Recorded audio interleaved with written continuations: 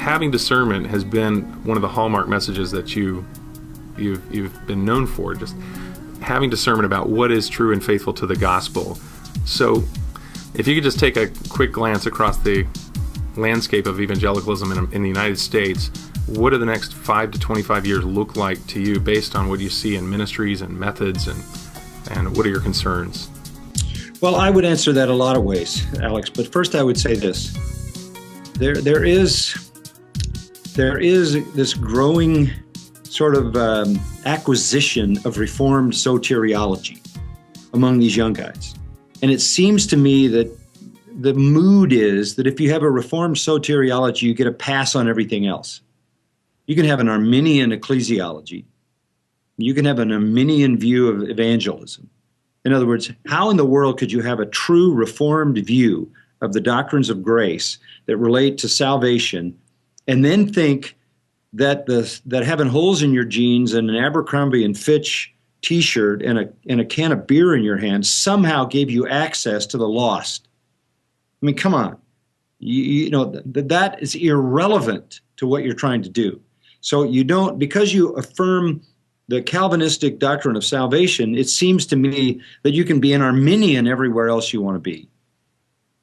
And what the fear is that the power of the world's attraction is going to suck these guys and every generation after them more and more into the culture. And we're going to see a reversal of the Reformed revival.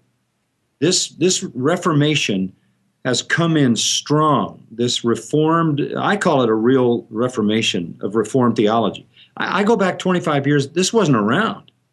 This wasn't around 25 years ago. It's just come like a flood in the last 15 years. It is wonderful, but it is being co-opted and commandeered by a bunch of these young guys who, because they affirm the doctrine of substitution, get a free pass on everything else. I don't even think they have a biblical view of sanctification. I know they don't have a biblical view of the church. Many of them don't even know what a church is. They don't even have a church. What they have is an event. They have a rock and roll event with a Reformed message built on cultural expectations. It's not a church. It doesn't have any of the demographics of a church. Doesn't have any of the multi-generational life of a church. They're flat screen preachers. They're not into the life of their people. They're not shepherding their people. They're not leading their people to the Lord's table and baptism. They're not nurturing their people personally. They're not holding the marriages of their people together. They're not at the hospital praying with people when they're losing a loved one. They're not there when a father dies and the family around singing hymns. This isn't shepherding the flock of God. This isn't feeding the flock of God. This is creating a niche event. And the pass is, well, I'm Reformed, which means I can swear, and I can do the hardcore rock and roll, and I can make the culture comfortable in my event. This isn't the church. This isn't the church. Somebody said to me, there was one of these that was called Grace Church, and they said, does it bother you that they use the name Grace? I said, no, it bothers me they use the word church, because I don't think they get it. It's not a biblical understanding of the church. So what's going to happen is the world has already pulled them that far. It's pulled them into worldly music, our movies, all that stuff.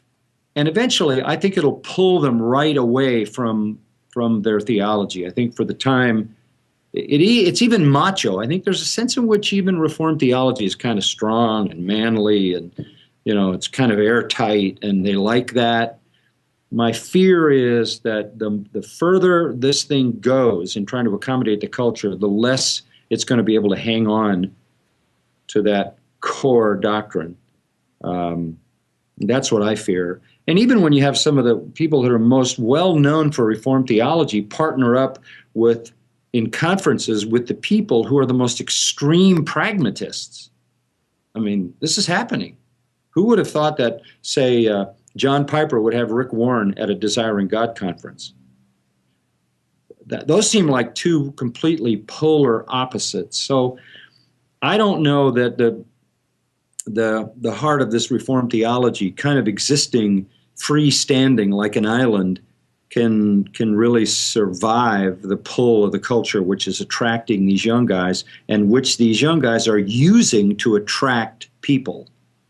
It isn't that they're not expository. It's a kind of exposition put in a context that they're comfortable in.